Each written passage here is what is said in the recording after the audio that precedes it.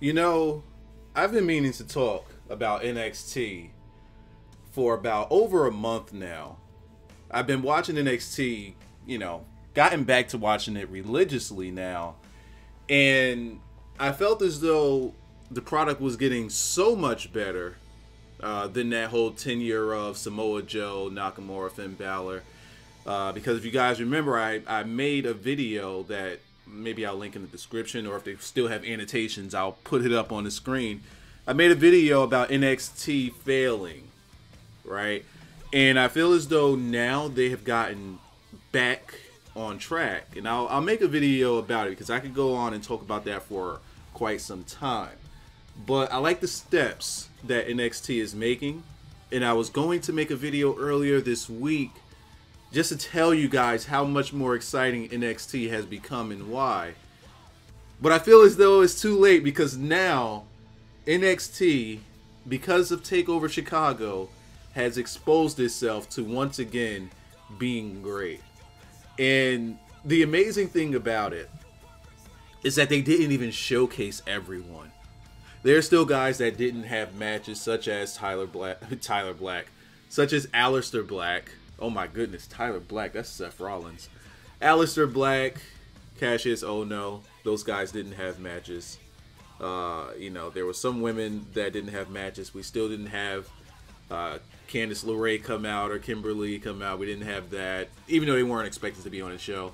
There were still guys that weren't on the show. So there's still a lot that NXT has in the tank that they didn't even showcase tonight.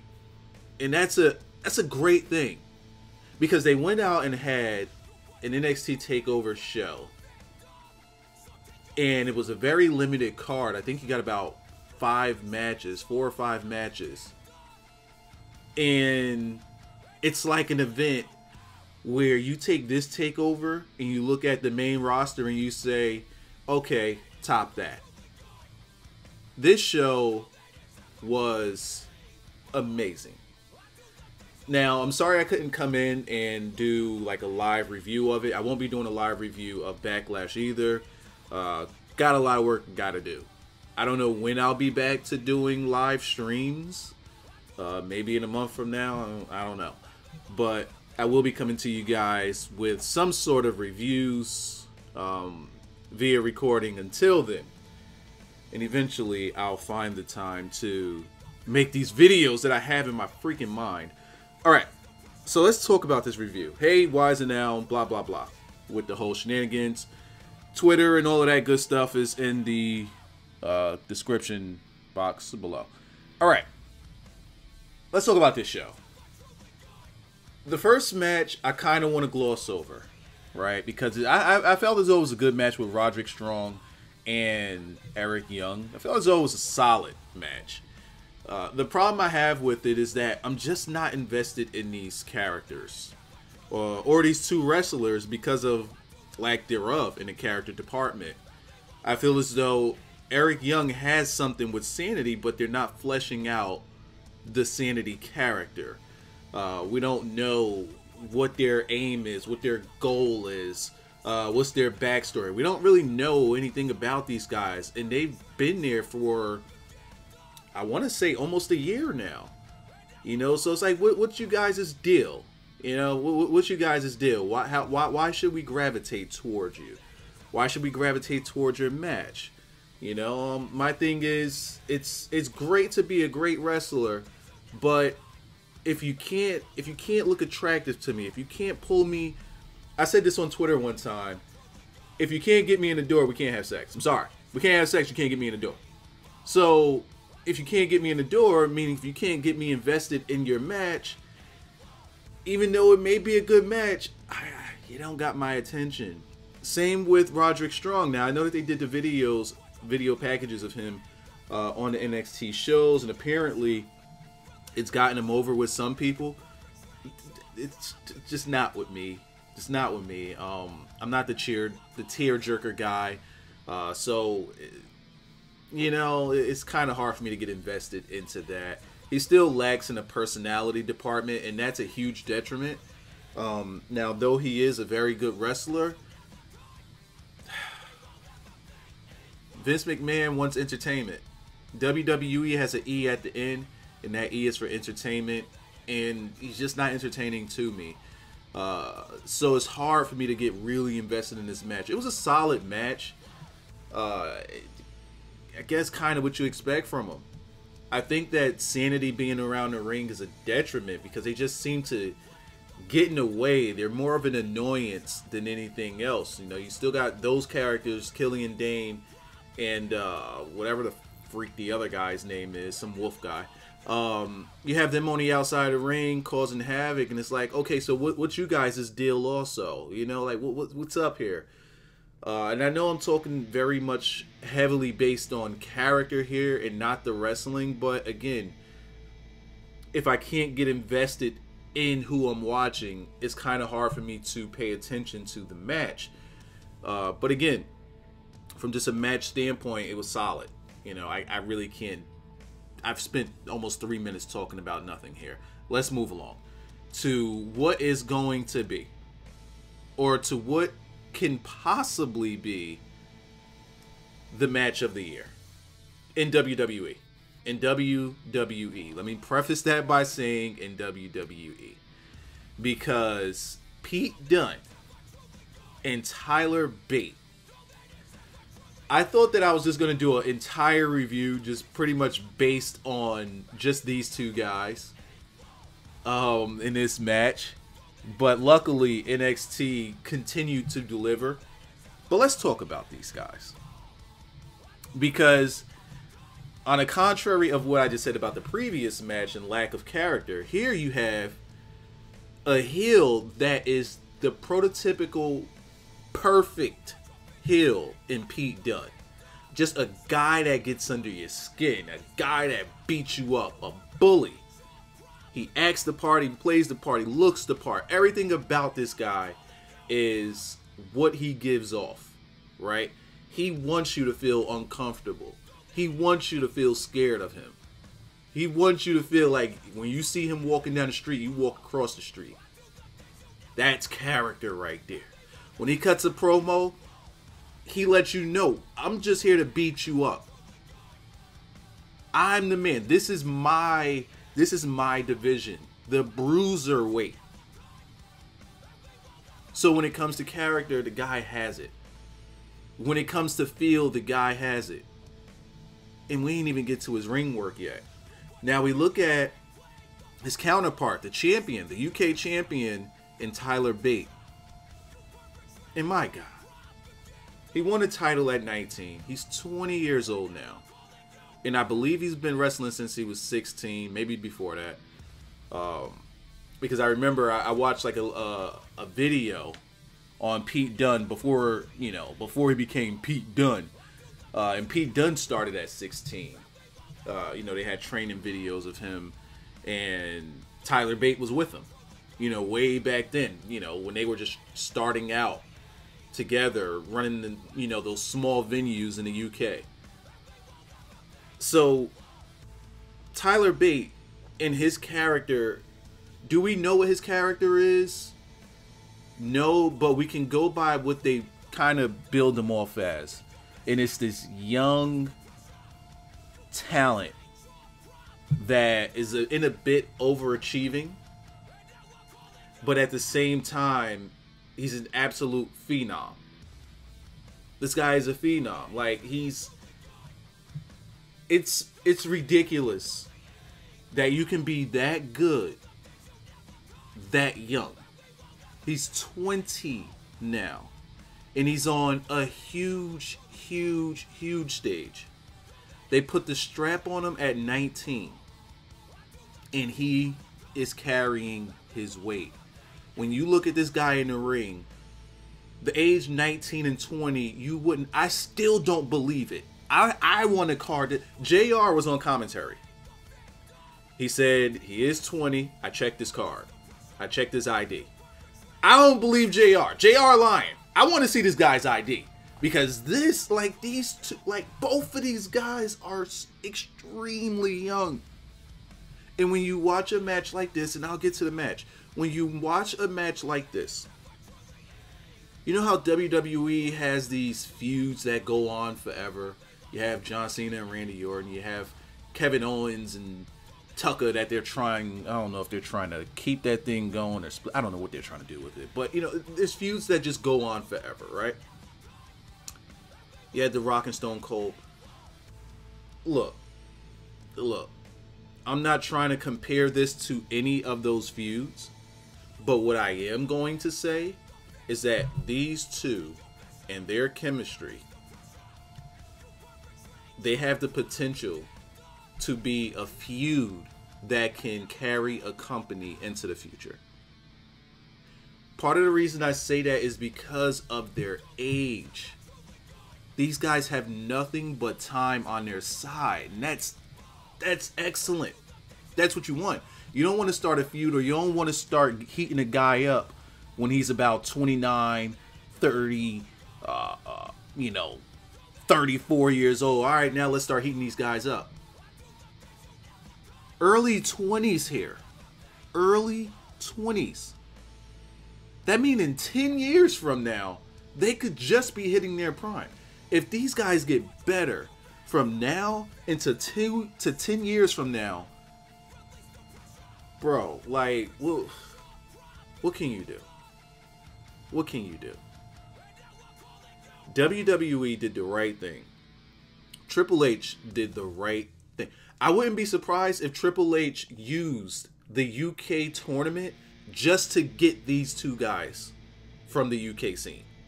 Just to get them from the UK scene. And then you also have Trent Seven, who's there as well.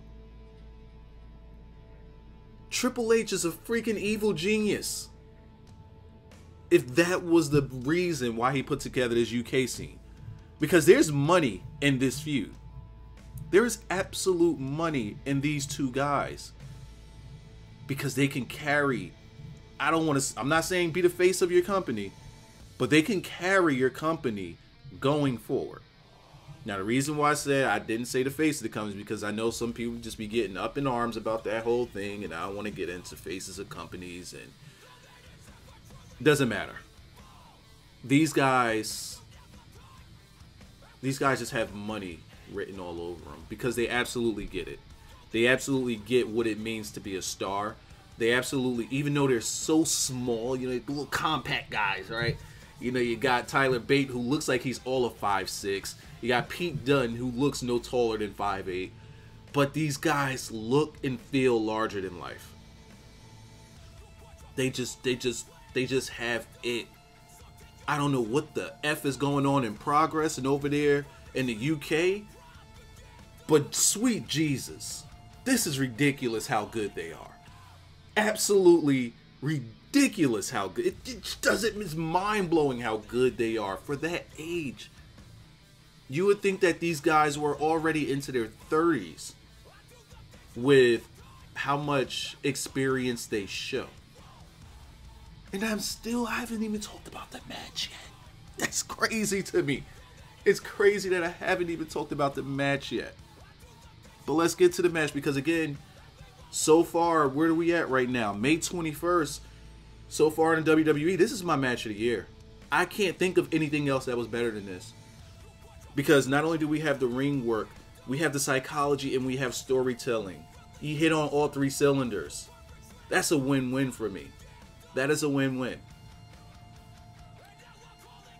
One thing that they did, I said this on Twitter when I asked on Twitter who you got, Pete Dunne or Tyler Bate. Everybody was Pete Dunne. I think like maybe one or two people was Tyler Bate. And I can understand that, right? Because Pete Dunne he's the popular choice right now. He's the model that you want to take to the prom. Because he is so over, right? But Tyler Bate is no slouch, obviously. Obviously, it's no slouch. The matches that you've seen with him defending the title, the guy's a beast. He's an absolute beast. In his last defense with Jack Gallagher on an NXT show, it shows you, like, all right, just in case you ain't seen him the other times where he defended, here he is again. And he's serious. Like, he means business. He's good. Like, take this guy seriously. So, I said I got Pete Dunne as well in this match. But if it was anywhere outside of Chicago, Tyler Bate was going to retain. And as I was watching, I started to think it would be good if they had Tyler Bate win in Chicago, even though that crowd was very pro Pete Dunne. It would be good if they had Tyler Bate win because it further establishes him, right? Everybody knows about Pete Dunne. We're still learning about Tyler Bate. So, as the match went on, it was as if this was Tyler Bates' match. In a sense, I don't want to say he dominated, but he had the upper hand throughout the majority of this match. The moves that a guy like this can pull off is just ridiculous. You had the corkscrew moonsault gimmick, not moonsault, I'm sorry. The corkscrew 450 from Tyler Bate was one move that he hit on him. I'm not going to go move for move because I'm not a play-by-play guy. But what I will say is everything in this match was perfectly paced. The pacing of this match was just perfect. This was a showcase for Tyler Bate because even in a losing effort, the guy still looked and felt like the champion. He carried himself like a champion. Those German suplexes, those deadlift suplexes after, and this is even after Pete Dunne is just working his arm and working his hand, working them limbs and trying to take them all away from him. Oh my God. I want to watch this match again. It's not often that I want to go back and watch matches again. I want to watch this match again. If there's nothing you watch from WWE this year, just watch that match. Because it has everything in it. Absolutely everything in it. The storytelling and the psychology behind it. The selling goes a very, very long way. It just connects. It just all connects. And the finish, I could understand if some people were a bit wonky on the finish. Nobody was. Because the finish was Tyler Bate goes for a dive to the outside. Dive. He goes for a dive outside to Pete Dunne. Pete Dunne sidesteps it and slams him down, like, you know, catches him in the air and just pushes him down to the ground. Throws him back in the ring, hits him with the X-Plex, and that was it.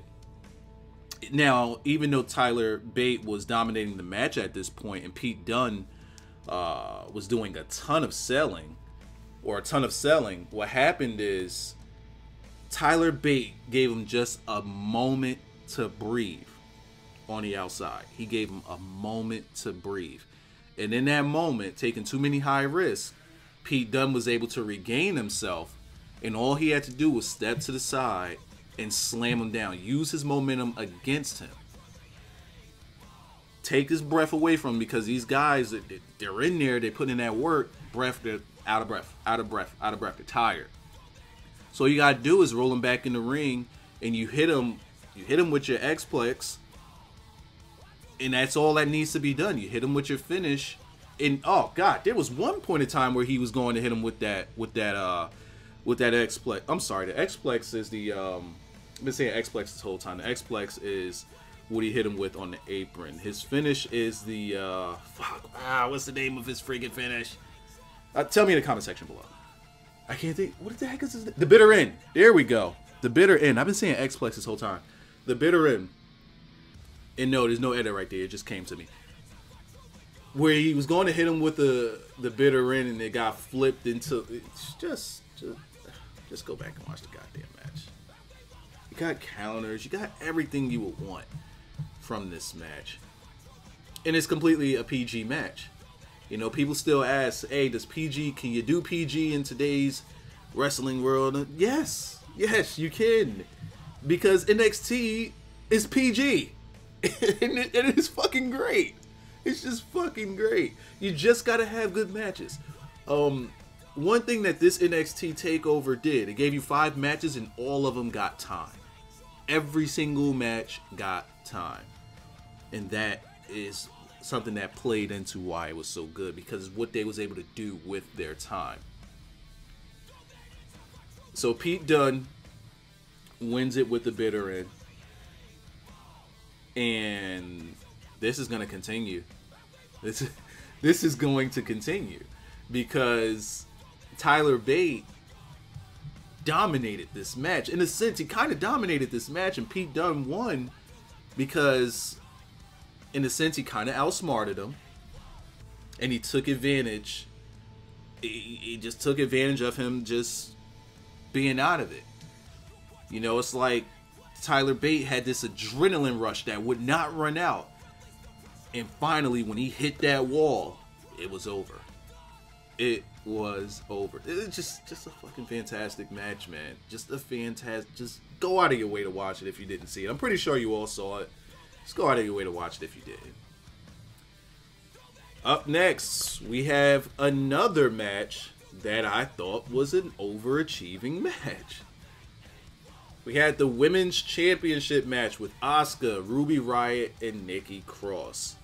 Ember Moon was supposed to be a part of this match. She got hurt. She's going to be out for a little bit.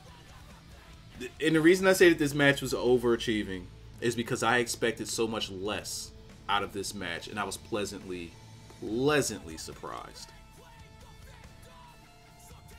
Because the styles of the women that we had in here, you have one woman that's a pretty good wrestler in Ruby Riott. You have Nikki Cross, who's more of a brawler.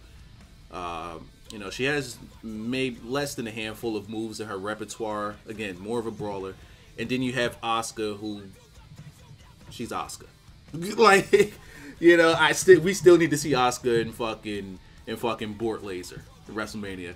Matter of fact, if Undertaker's not doing anything next year, put her in the ring with him. So, I love the way this match started out,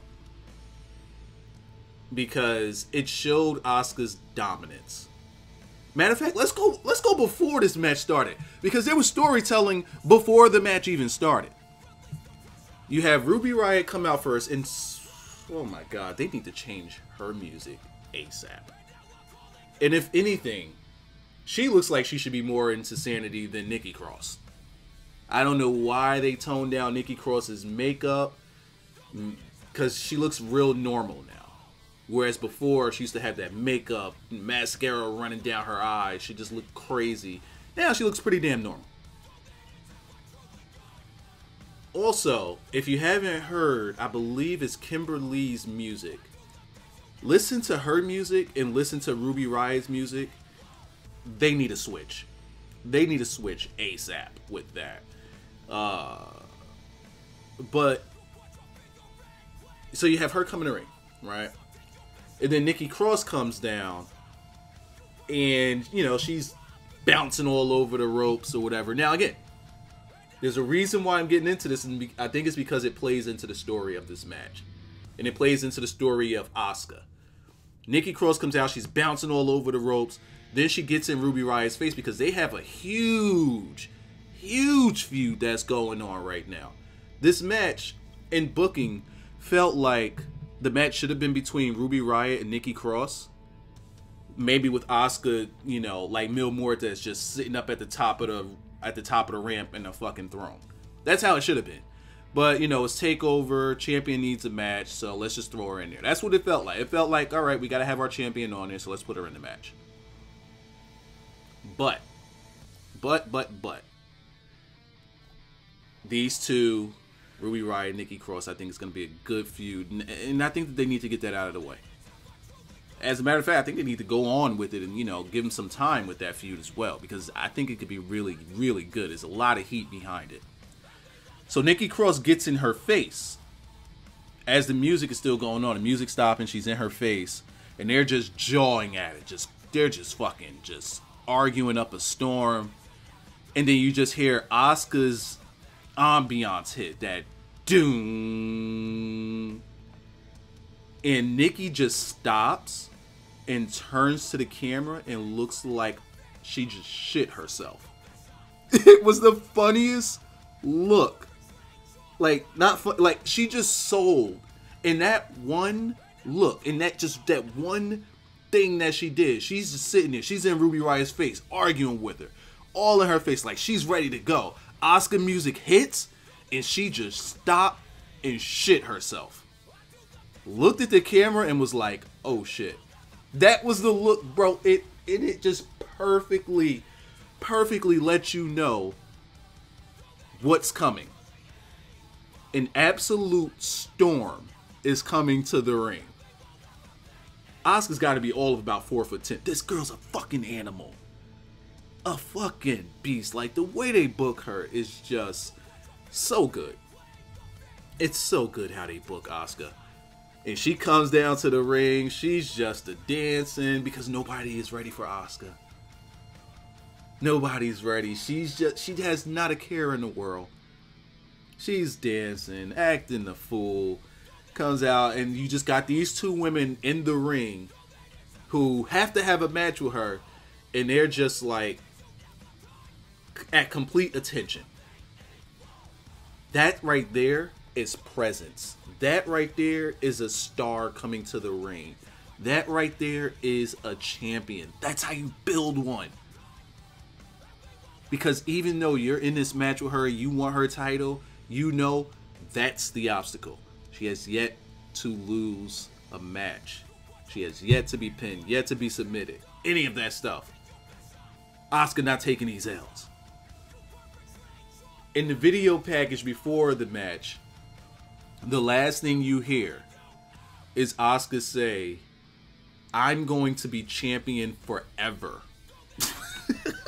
I believe it. I absolutely believe it. Now, that's before this women's tournament. By the way, keep a look. This shit's turned into a damn podcast. By the way, keep a lookout for that women's tournament that they're going to have, because they got some names in there. I don't want to play spoiler to you, but there was a name, and I'm not talking about Hojo. I don't really care about Hojo. There was another Japanese woman announced that's going to be in this. Bruh. Yo, if anybody takes the title off of Asuka, I'll say she has a chance. You know, I'm gonna do that NXT video pretty soon, because there's so much I want to talk about. There's so much I want to talk about. But let's continue on. Let's get into the match. And the reason why I felt as though this was a good match is because, one, the pacing of the match. The way it started off was complete dominance by Asuka. Just complete dominance. Cleared the ring, taking out chicks. And it was like they came to attack her together, and she just wiped them out. Again, going along with nobody's ready for Asuka. Setting the tone from the beginning.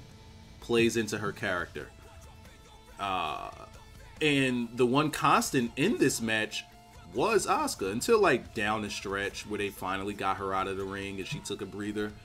For the most part, it was Asuka taking on both of these women, like not at the same time, because they always do that whole, all right, you know, you stay outside, you take a powder, catch a breath, you come in. It's always triple threats are always one-on-ones, you know, with somebody on the outside taking a breath. It's like a gauntlet match almost. And Asuka stayed in that ring. That was her ring. I'll take on both of you. You know, when they finally got her out, Ruby Riott gets in the ring. She's in there with Nikki Cross, and you get that you get that feel from the crowd. They pop for it, and it's like, all right, yeah, all right. You know, now we can go forward with somebody that's not just Asuka. You know, they get in there, they tie it up. And I expected the match to be sloppy. But there was only one part of the match that wasn't synced up too well. And it was that German suplex spot with Asuka where Ruby Riott kicks Nikki Cross in the chest. And it was supposed to be turned into a suplex. But Asuka, like when she kicked her in the chest, Asuka delayed. And then she suplexed her instead of doing it like all in sync. That was the only spot that was kind of wonky. Everything else was just spot on.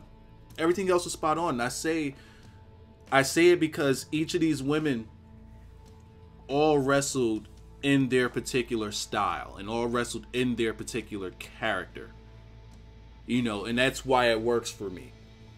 They weren't in there trying to do something that they don't do or that they're not accustomed to and make it and just throws off the field. They didn't do that.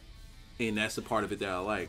One thing that people are kind of down on a little bit or kind of confused about was the finish, in which you had Ruby Riott hit her finisher, and Asuka finally gets back into the ring and hits a Shining Wizard. And the best part about it, once again, you play into Asuka's character with this. She stacked both of them together and pinned them both. It was just such a small thing. Maybe you caught it, maybe you didn't. But when she went to pin Nikki Cross, she dragged Ruby Riott over just a little bit, just so she could pin them both. Commentary didn't say it, but I caught that. That was funny. That was funny, because it's like, all right, I didn't just pin one of you hoes. No, I still beat you both. Like, let's make no excuse about this. I beat you both. Asuka's ridiculous. Absolutely ridiculous. And honestly, I think that she's going to hold on to that title until the women's tournament is over. And I think the winner of the women's tournament is going to challenge Asuka. I think that that's how that's going to go. And maybe that's when she moves up. Asuka is... shit, she's kind of full-blown heel right now. You know, she's playing this... oh, fuck, man. This is about the show. This is not... I'm going to have to do a separate NXT video. I'm sorry, because I have so much to talk about. Man, like, I'll be in my Discord. I'll have a link to my Discord in the description as well. I've been in my Discord just putting over NXT so much because I feel as though it's so great and how much they fleshed out these characters and how much they're building people up now. And I said it probably in like my last couple of live stream reviews, how I want to talk about NXT so much and I haven't done it. I apologize for that. I'm going to get to it. I really am. And it'll probably be like a 2-hour fucking thing. So I kind of lost track of what I was saying there. I think I was talking about whoever wins the women's tournament is going to go up against Asuka, and she's probably going to be the person to defeat her finally. But again, I thought that this match overachieved. I thought it was much better than I initially thought it would be. I got to give a thumbs up on it also. Oh, and what I was going to say about the finish, you know, some people weren't all that thrilled with that finish because it seemingly came out of nowhere and it wasn't like a, oh my God type of finish. You know, Asuka shows you that she could beat you in many ways. She could hit you with that knockout kick. She could hit you with the Shining Wizard. She could tap you out. Asuka has plenty of ways of beating you. So it's like, what's Asuka's finisher? Everything she does is a finisher. You know, it just goes into her character. But what I want to say about it is most if not all of her takeover finishes all give you that empty feeling inside. They all feel like something's missing. They all give you that feel like maybe we could have gone a little bit more with this. For example, when she beat Bayley twice, you know, one she not tapped her out, but she made her pass out. The other one, what did she do? She kicked her fucking head off. You know, they're real quick things, and they seem to come out of nowhere. And I prefer that because Asuka's not gonna sit there and give you a sequence to her finish. She's just gonna fucking finish you. It's simple as that. We're just gonna get this over with. We're done here. Ain't no sequence, ain't no setup move, ain't no none of that. No. Whatever I hit you with, you're dead. The end. And I prefer that because it makes her feel different. When Asuka wins a match, you don't know that that's the finish unless she's choking you out. When she goes into choking you out, you know it's over.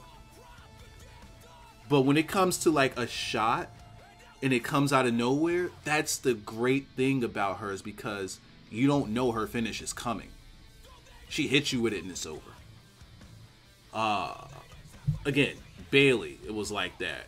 The Nia Jax thing, you got Nia Jax, you know, dominating her down the final stretch of the match. Asuka just catches her with a fucking Shining Wizard, then kicks her head off in the end. You know, you go to the last pay-per-view with the Fatal 4-Way that they had with Nikki Cross and... no, that was actually Ember Moon, in which she, you know, pushed the ref over, kicked her in the head, the end there. The pay-per-view before that with that Fatal 4-Way, another one that her finishes just come out of nowhere. So while they do feel a little bit disjointed, they definitely feel different because there's no sequence to it. There's no build up to her. That's what's missing, is the build up. She doesn't have build up to her finishes. She just finishes you. And I'm okay with that. It does give you a little bit of an empty feeling inside, but it's different. It's different, and I'm okay with it. I'm okay because I just don't know it's coming. Hideo Itami and Bobby Roode for the NXT Championship. Now, this right here should have like put up red flags everywhere, because like, where's the tag team match? With them putting the tag team match in the final slot, you should have known something was up. Something big was gonna happen, because you have your NXT Championship before your tag team title match. You should have known something was up right there. So here's another match that I thought was overachieving, and it's mainly because of Bobby Roode. From the time Bobby Roode has started in NXT, I kind of felt as though his matches have been lackluster. Now his character is there, his promo is there. He's a very, very good character. The way he carries himself as a champion, as a face of a company, he looks and plays the part extremely well. But then he steps in the ring and his matches are a bit mundane. They feel a little boring. They feel very status quo. His stuff with Nakamura, I felt, was meh at best. Now, I'm not somebody that gets all harped up into the name of someone and I say, all right, you know, you have this name in there, that means they're going to give a great match no matter what, because that person is that person. No, I'm still going to look at it and say, all right, if it's not a great match, it's not a great match. His matches with Nakamura, I didn't feel as though they grabbed me. His matches with Ty Dillinger, I didn't feel as though they grabbed me. So going into this match, I thought it was going to be the same, because Bobby Roode's matches have been a bit mundane. This was not at all. It had an intensity to it. It had fire to it. And it had some good psychology to it. You know, because on one hand, you have Bobby Roode, who, you know, went flying into the pole, or whatever they call it, the laminated, I can't even say it. The fucking light gimmick post on the outside. Hits his shoulder, and it, whoo, god dang, that was a good sell. Because that looked like it hurt. So you have him selling his arm and shoulder for the rest of the match. And you have Itami, who went for a double drop kick on the outside. Bobby Roode misses. He hits the steps. And now it looks like he's selling his ankle. You know, so the first half of the match, hard-hitting stuff. Itami trying to set up for that GTA. Couldn't ever get to it. But it was just a hard-hitting match, with both of them trying to show up one another. And Itami really trying to prove that he belongs at the top. You know, he wrestled like a guy that had something to prove here. But once those two things happened, this match took a turn and it got you invested. Because every time Bobby Roode went for that glorious DDT, he couldn't hit it because he didn't have the strength in that shoulder and the strength in that arm to get him up, to set it up, so he could get him in the air and hit him with that DDT. He just couldn't do it. You have Itami who's trying to go for the GTS and he can't get him up because of that ankle. It was just really, really good psychology, because everything that they did going forward, if it played into a part of that body part, they sold it.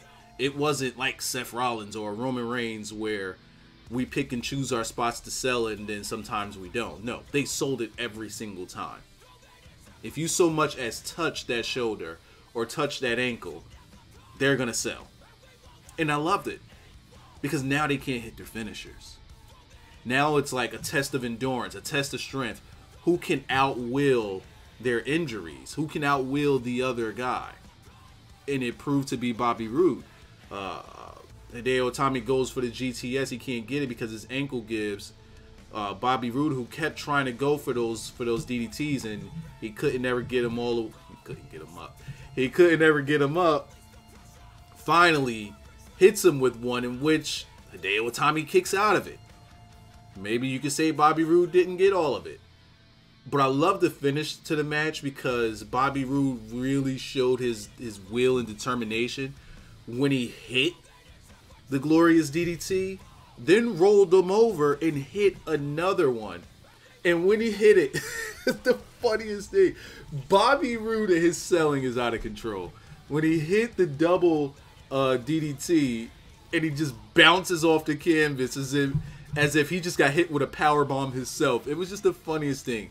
It's one of those things that you got to probably go back and watch just to look at the selling of this. You know, again, I got really invested in it because it was so hard hitting and because of the selling, and because both of these guys had an injury that they were trying to work around, the psychology of it, and for some reason it just grabbed me. It just felt as though Bobby Roode was more invested in this. It just, again, from a feels perspective, it just felt like he was more invested in this than the stuff with anybody else that he's wrestled on the main roster. Again, it's just a feel. Maybe it was the atmosphere, maybe it was the crowd that got you more into this match. I don't know, but it worked. It absolutely worked. There was some times I actually expected something and we didn't get it. We're in Chicago. You have Hideo Itami who does the GTS. He's, you know, he invented the GTS. Everybody in Chicago knows that. You know, they know it's not CM Punk's move. So I expected maybe CM Punk chants during this. I expected GTS chants. We didn't get them. Bobby Roode had a really good entrance with that piano playing on the ground. And then when he finally come out, he do the glorious thing. Bro, the lighting on Bobby Roode was just so ridiculous. Like, the production on this guy's entrance is ridiculous, man. It's just ridiculous. They're trying to make this guy look like Jesus just ascending. The color, the saturation, everything. It was just crazy. But Itami's entrance, and maybe they told him like not to do anything because they wanted to really play a Bobby Roode's entrance, and they talked about his entrance on commentary. Hideo Itami, when they hit his music, he just came out, looked, walked to the crowd, got in the ring, looked, got up on the corner, put his arms out, and got back down. No chance, no nothing. I mean, when his music hit, the crowd popped, and like it was just that was it. It seems as though they told him not to do anything. But yeah, glorious DDT, double rolled over, got him into another one, 1, 2, 3. It was a good finish. After this match backstage, it seemed as though they're going to be setting up Itami and Cassius Ohno for an upcoming match because Hideo Itami was so pissed off for losing this match. He goes backstage, he starts tearing up stuff. Cassius Ohno, he's trying to... Chris Hero is trying to get in, you know, he's trying to get in his face and tell him, like, not get in his face, but like, you know, trying to calm him down, let him know, like, you know, we've been there. I know how you feel. That whole, that whole jazz. And Itami, I get it. I get his point. His point is, bro, like, I've been in NXT so long, and I haven't accomplished my goal. And this fucker over here is getting everything handed to him. Fuck this guy. You know, it was a lot of bleeping out going on in this one. And it just felt like you could feel how much this meant to Itami because it just felt like his last shot, right? It just felt like it because he's been there so long and he hasn't won it. Something's always getting in his way, and he finally gets his shot and he loses it, and he just loses it backstage. They're gonna have a match with him and Chris Hero. Should be coming up pretty soon, if not next. And that should be very good to watch. Very good to watch. That should be really good. Some other guys that we didn't get before we get into our last match, our main event. Some other guys that we didn't get. We didn't get Cien Almas, you know, our resident jobber, who I don't feel like he's a jobber. And when I do my NXT video, I'm going to talk extensively about him. We didn't get him. We also didn't get Drew McIntyre, who's... They're going to put a rocket on that guy if they haven't already. Drew McIntyre is going to get this rocket work. You know, again, just some names that weren't on the show that I thought would either be on, or I was disappointed that they weren't. Now let's talk about the thing that closed the show. The thing that had people talking. As if that UK title match wasn't enough to get you talking. The DIY split. Let's talk about the match first because I want to make sure I close out on this DIY split because, oh my god. Just, oh my god. So you start off with video packages with the Authors of Pain, making them look like monsters. And you have the video packages for DIY, you know, just telling you all that they've gone through to get to where they are now. And also letting you know, like, they weren't even supposed to be there. They didn't belong there. They came to NXT just as, you know, like they had some one-off shot matches. They weren't even signed when they were in NXT in the beginning. They weren't even signed. They were there pretty much almost like the Wolves were, where they weren't signed. You know, they were there to make an impression. If they got signed, and they didn't. These guys were in the same deal. All right, put some of our guys over. We'll see how we feel about you. We'll call you down the road. But Triple H never let these guys go. So when they say they didn't belong there, that's legit. They flat out didn't belong there. And they became something. You know, so that's their video package. The match itself, they just deliver. They just fucking deliver. It's the exact match that you expect. High spots. Dangerous. Bro. Authors of Pain? Bro, like, what the fuck? Bro, like, alright. Listen. Alright, see. These dudes gotta chill. These dudes got to chill. I don't know if they're being dangerous on purpose. I don't know if that's part of the shtick. I don't know if it's a work. But that ladder shot to Gargano's face, somebody tell me that was a padded ladder. Tell me that was a padded ladder. And the spot I'm talking about is this. Tommaso Ciampa's in the ring on all fours. Both Authors of Pain are holding a ladder, and they're going to just ram that into that ladder right into his face. Gargano jumps in and he pushes Ciampa out the way. And he sits there. Now, what I think was supposed to happen there is Authors of Pain was supposed to catch Gargano on a save. But they pulled and they stopped. Now, I think they did it because maybe they felt as though, you know, that right there was dangerous. He wasn't set up and they probably would have taken his fucking skull off, so they pulled. But then he sat there and he waited for it. He just sat there. So they reared back and just ripped this guy's face off with the ladder. I mean, the top of the ladder. The ladder's folded. The top of the ladder that you fucking stand on. Right under his chin. And he just did the biggest backflip. Bro, like it was completely unprotected. He did not have his hands up. They even showed the replay in slow motion. No hands up. Tell me that this ladder was padded. Please, tell me this shit was padded. Otherwise, bro, the Authors of Pain gotta chill. They gotta chill, man. Oh, a lot of dangerous spots in this match. And, you know, Authors of Pain being big men. The match was good. It wasn't the match of the night. That goes to the UK. That goes to the UK title. This was the second match of the night. And then we got a toss up between the women and Bobby Roode. And I would say, damn, I would probably go with Asuka's match being third, Bobby Roode's being fourth, but like really, really close. And then the opening match being last, not because it wasn't good, because it was solid. It's just because it wasn't as good as the others, to me. Now, I glossed over this match here because I want to talk about the end. The end was actually not that spot with the ladder to the face. That wasn't even the end.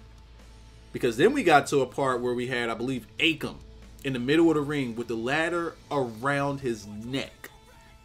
on his knees, and they go and they hit him with with their finisher, that super kick knee combo through the ladder.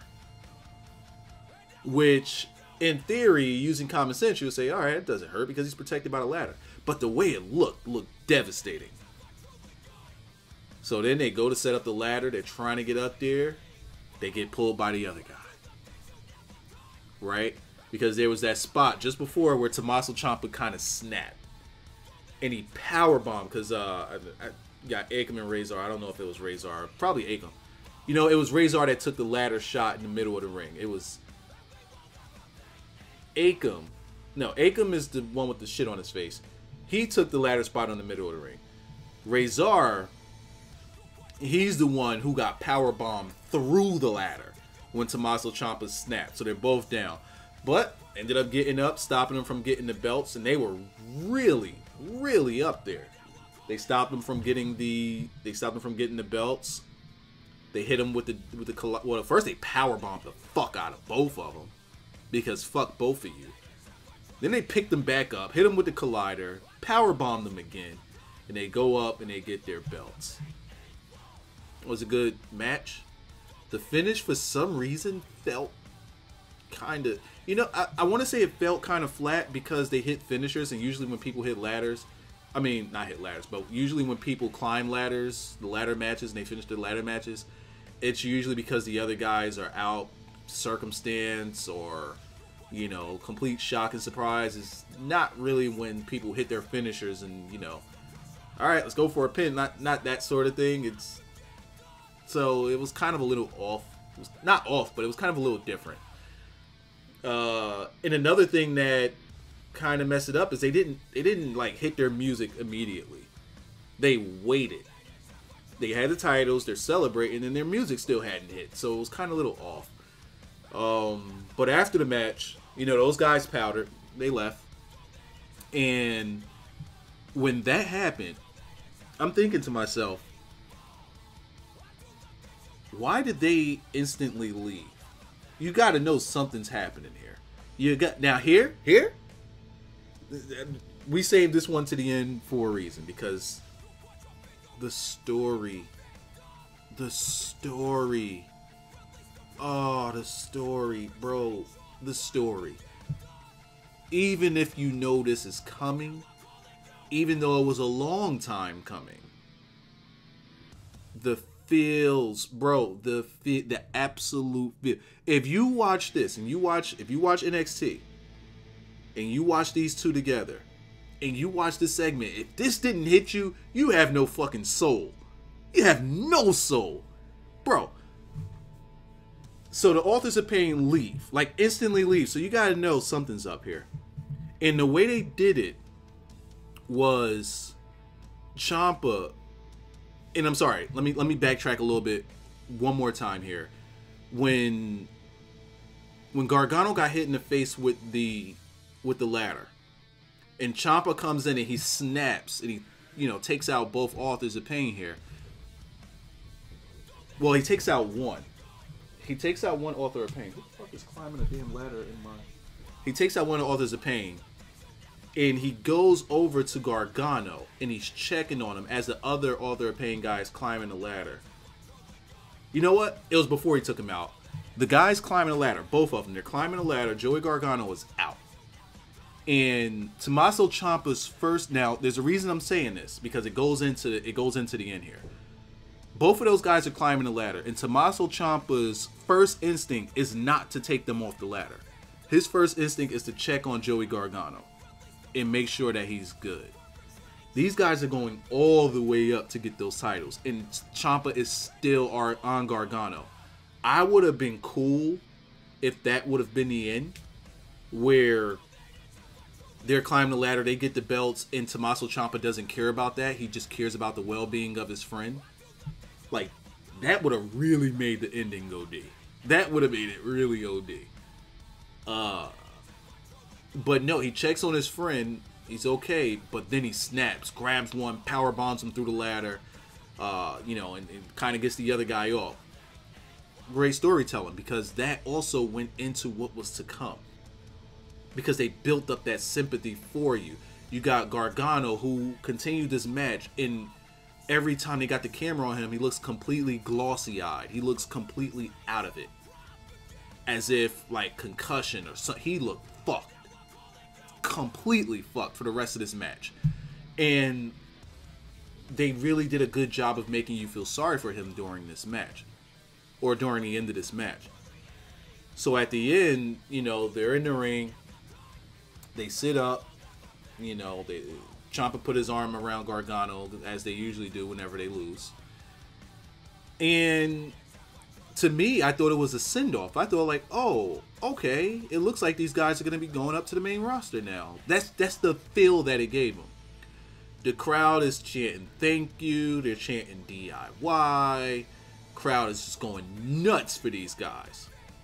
And again, the way that it felt, and usually when your opponent gives you the ring, you're usually going up. That means you're going up to the main roster. So that's the feel that it gave you. So you got Gargano, he's bowing to the crowd. You know, Ciampa just looking out there, saying thank you. They're saying thank you, the whole deal. And, you know, they go to leave.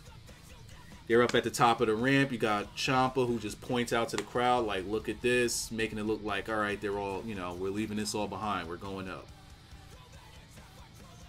And he has his arm around Gargano.